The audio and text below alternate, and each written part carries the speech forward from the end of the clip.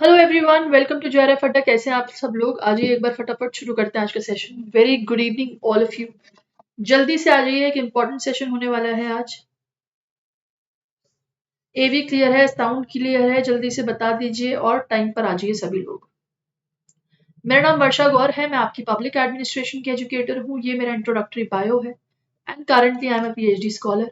इसी के साथ फ्री कंटेंट अगर आपको डाउनलोड करना है, अगर आपको पीडीएफ्स यहाँ पर चाहिए, अगर आपको सभी क्लासेस चाहिए, यहाँ पर क्विजेस चाहिए, फ्री टेस्ट चाहिए, स्टडी मटेरियल चाहिए, तो इन सब चीजों के लिए आपको जेआरएफ अड्डा की एप्लीकेशन डाउनलोड करनी है और ज्यादा से ज्यादा बेनिफिट जो है आपको जेआरएफ अड्डा की एप्लीकेशन पर मिल जाएगा।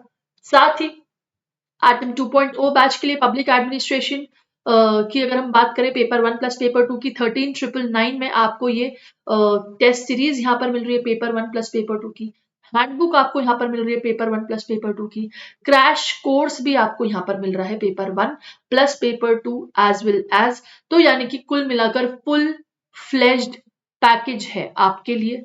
ठीक है, इसको प्लीज भरपूर तरीके से फायदा उठाइए, अभी भी टाइम है, अभी फॉर्म्स नहीं निकले हैं जून अटेम्प्ट के लिए, तो आप इसको जो है अप्लाई कर सकते हैं। साथ ही एटम 2.0 पेपर 2 की अगर बात करूं, लाइव प्लस रिकॉर्डेड क्लासेस आपको विद अपडेटेड सिलेबस जो है 9,999 में मिल रहा है। हैंडबुक भी आपको इसी कॉस्ट में मिल रही है। लेकिन लेकिन बिकॉज क्योंकि होली का उपलक्ष्य है और इसलिए जेआरएफ अड्डा आपके लिए 10% डिस्काउंट लेकर आया है। जी हाँ, ये 10% डिस्काउंट फ्लैट डिस्काउंट है आपको सभी कोर्सेज पर। तो अगर आप चाहते हैं जेआरएफ अड्डा से जुड़ना यानी कि पेपर 2 लेना, तो बिल्कुल आप ले सकते हैं, अभी भी टाइम है। मैं फिर से बोल रही हूँ, अगर आप चाहते हैं पब्लिक एडमिनिस्ट्रेशन या पेपर 1 से जुड़ना, तो बिल्कुल आप जो है कोड लगा सकते हैं होली और खरीद सकते हैं अपना कोर्स और एफिशिएंटली अपनी पढ़ाई शुरू कर सकते हैं। ये आप ही के लिए है। और इस बार जो है जेआरएफ अड्डा होली सेलिब्रेशन जो है आपके जेआरएफ के साथ ही मनाएगा। साथ ही पब्लिक एडमिनिस्ट्रेशन में क्या है आरटीआई एक्ट, इसके ऊपर आज हम बात करेंगे कि आरटीआई क्या है। ठीक है, इसके ऊपर हम बात करेंगे।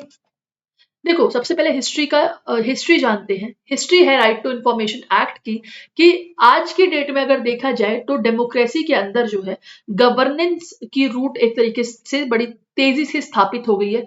और इसी के लिए ही जो पीपल का राइट है वो एक्सेस ऑफ इंफॉर्मेशन यानी कि जानकारी पर्याप्त होना उनका हक है। और जो कंट्रीज थी जिन्होंने सबसे पहले ये चीज चलाई थी कि आरटीआई राइट टू इंफॉर्मेशन जैसी चीजें जिस कंट्रीज में सबसे पहले ऑप्ट हुई थी, सबसे पहले स्वीडन 1766, इसको याद रखेंगे।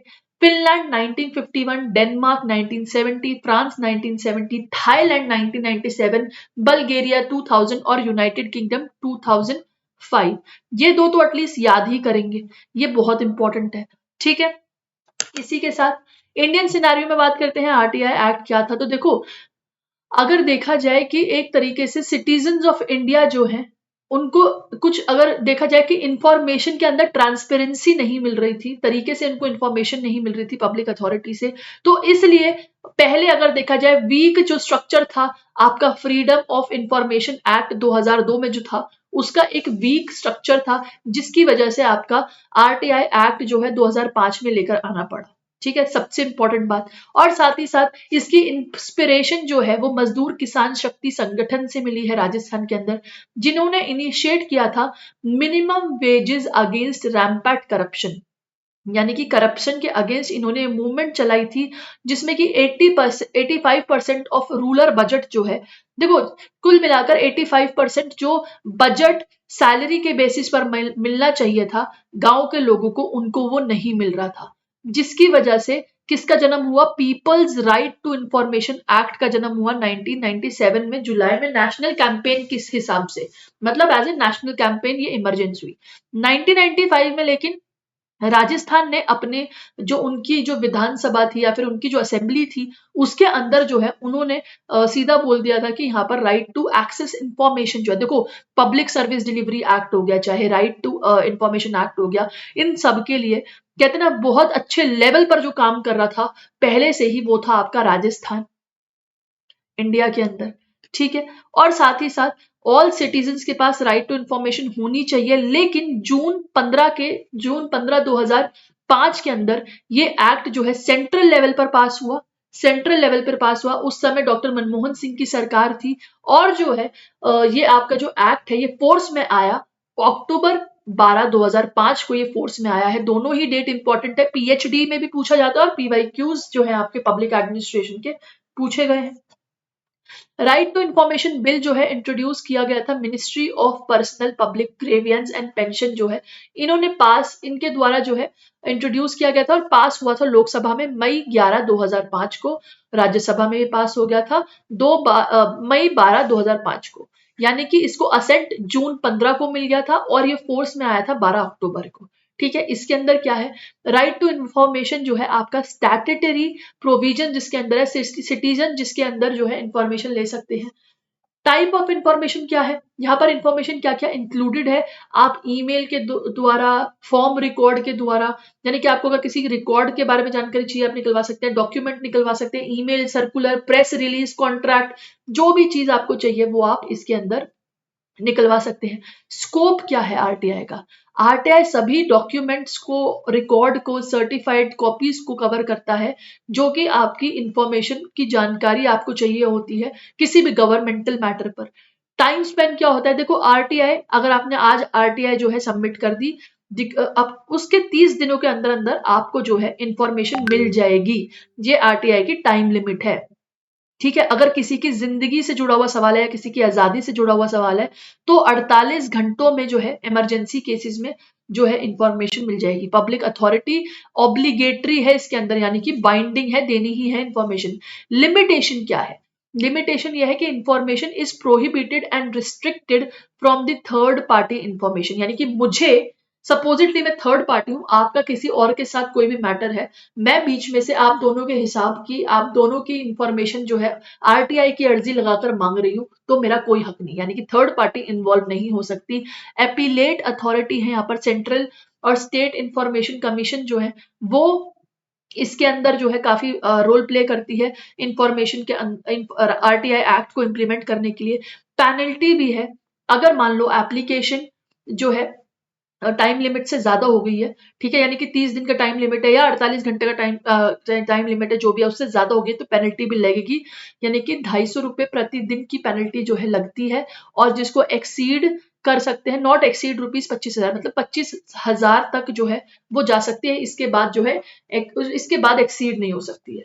की प्रोविजन क्या है आरटीआई के, देखो सेक्शन 4 आरटीआई का बोलता है सुओ मोटो डिस्क्लोजर, जो कि यानी कि पब्लिक अथॉरिटी के ऊपर सुओ मोटो यानी कि एक्शन ले सकती है अगर कोई भी इंफॉर्मेशन डिस्क्लोज करनी है। ठीक है, सेक्शन 8 के अंदर एग्जेम्पशंस मेंशन है कि जो है फर्निशिंग इंफॉर्मेशन अंडर आरटीआई, कहाँ कहाँ जो है आरटीआई नहीं, किस किस सेक्टर में नहीं लग सकती है। सेक्शन 2 के अंदर प्रोवाइड करती है disclosure of information exempted under the official secrets 1923, मतलब देखो कुल मिलाकर मिलिट्री या रॉ की तो इंफॉर्मेशन आप निकलवा नहीं सकते हो, तो एग्जेम्पशंस भी है। इंफॉर्मेशन कमीशन एंड पीआईओ की बात करते हैं, देखो ये क्या है, ये एक्ट प्रोवाइड करता है appointment of commission at central level. तो वो कमीशन क्या है आपकी, इंफॉर्मेशन कमीशन या फिर सेंट्रल इंफॉर्मेशन कमीशन इसको बोल सकते हो। पब्लिक अथॉरिटी इसके अंदर रहती हैं जो, उनको पब्लिक इंफॉर्मेशन ऑफिसर कहा जाता है। ठीक है, जिसके पास रिस्पॉन्सिबिलिटी होती है कि इंफॉर्मेशन जो है पहुंचाना लोगों तक। ठीक है, ये इनकी रिस्पॉन्सिबिलिटी होती है। देखो आरटीआई कहाँ कहाँ लग सकती है, प्राइवेट बॉडी जो है इसके अंदर नहीं आती है। ठीक है, कौन सा केस था, सर्वजीत रॉय वर्सेस दिल्ली इलेक्ट्रिसिटी का केस था, ये पूछा जा सकता है। ठीक है, मैं पहले बता रही हूँ पूछा जा सकता है। इस केस के अंदर जो है प्राइवेट बॉडी जो है बैन कर दी गई आरटीआई की के अंदर। साथ ही पॉलिटिकल पार्टीज जो थी, पहले तो आती थी आरटीआई के अंदर, लेकिन 2013 के बाद जो है इस राइट के अंदर पॉलिटिकल पार्टीज को रिमूव कर दिया गया। ठीक है, करंटली ये आरटीआई के अंदर नहीं आती है। चीफ जस्टिस ऑफ इंडिया की बात करें, सुप्रीम कोर्ट ऑफ इंडिया जो है 13 नवंबर 2019 की अगर बात करें, डिसीजन आया था दिल्ली हाई कोर्ट का कि चीफ जस्टिस ऑफ इंडिया को आरटीआई के अंदर लेकर आओ।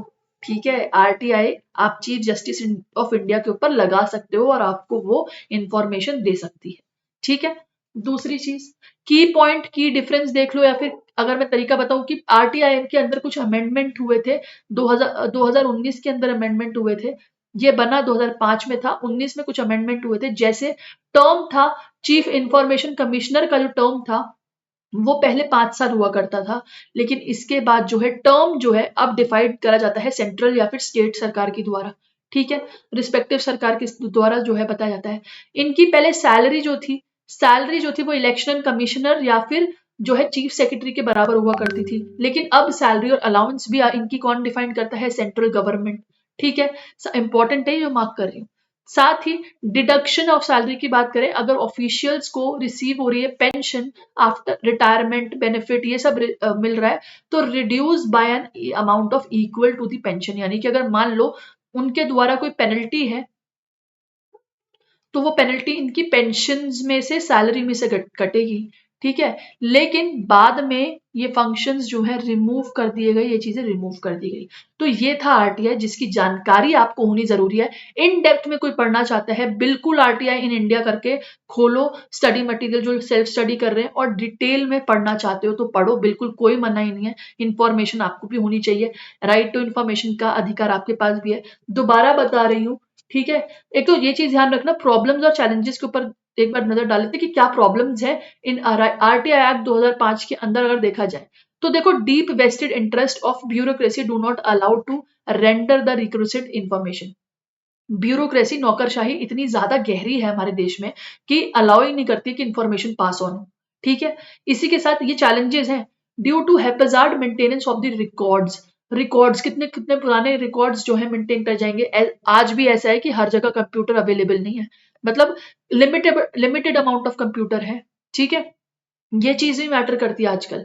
तो और ये बात भी है कि सभी को कंप्यूटर में रिकॉर्ड सेव करना आता है कि नहीं आता, ये वाली बात भी है, ठीक है, तो ये भी एक बड़ा चैलेंज है। साथ ही एब्सेंस ऑफ ट्रेनिंग, भाई ट्रेनिंग जो है लोगों के पास नहीं है, मैन पावर नहीं है लोगों के पास, ठीक है, एम्प्लॉयज नहीं है जो सारी चीजों को जो है रिकॉर्ड को सेव कर सके। साथ ही सेपरेट डिपार्टमेंट होने के कारण जो है इंफॉर्मेशन अब जो है ज्यादा बर्डन तरीके से लगती है। मान लो डिपार्टमेंट डिवाइड हो गए हैं, तो अब और ज्यादा ज्यादा लोगों के पास जाना, कि किसके पास जाना है समझ नहीं आता, इंफॉर्मेशन जिस डिपार्टमेंट की चाहिए होती है उसके पास ना जाके किसी और के पास मिलती है, तो ये भी जो है प्रॉब्लम है। Optimistic approach needs to develop, optimistic approach develop होनी चाहिए बोथ गवर्नमेंट एंड सिटीजन के बीच में भी, कि जो इंफॉर्मेशन डिलीवरी है, अकाउंटेबिलिटी है, उसको जवाबदेही समझकर जो है सर्विस की डिलीवरी करी जाए, ना कि ये कि भाई मिसयूज हो रहा है। चाहे वो सिटीजन ही है, अगर आपको कोई इंफॉर्मेशन मिल रही है तो आप उसका मिसयूज मत करो, अगर लोग हैं वो इंफॉर्मेशन निकाल के दे रहे हैं तो वो उसका मिसयूज ना करें। तो ये सारी चीजें जो है आरटीआई के अंदर समझने की जरूरत थी। प्रॉब्लम और चैलेंजेस की बात करते हैं, ठीक है। साथ ही होली ऑफर चल रहा है, 10% का डिस्काउंट है। खुद ही सोच लो यार, ऐसे ऐसे टॉपिक जो है अगर फ्री में पढ़ा रहे हो तो ये सोचो पेड में कितना इन्वेस्ट करती होंगी सेशंस में। अगर चाहते हो पेड के साथ जुड़ना तो होली ऑफर आपके पास है, कोड है होली, और लगा दो आप ऑफर अपना पब्लिक एडमिनिस्ट्रेशन से अगर जुड़ना चाहते हो तो। टेलीग्राम लिंक हमारा ये रहा है, आप इसको ज्वाइन कर सकते हो। याद रखना 24 मार्च को बहुत इंपॉर्टेंट सेशन लेकर आने वाली हूँ लाइव, ठीक है, उसको जरूर अटेंड करना है 24 मार्च को, होली के दिन शाम 8 बजे आपके लिए बहुत इंपॉर्टेंट चीजें आने वाली है। Thank you so much for watching, all the best, मिलते हैं नेक्स्ट सेशन में, बाय बाय, टेक केयर।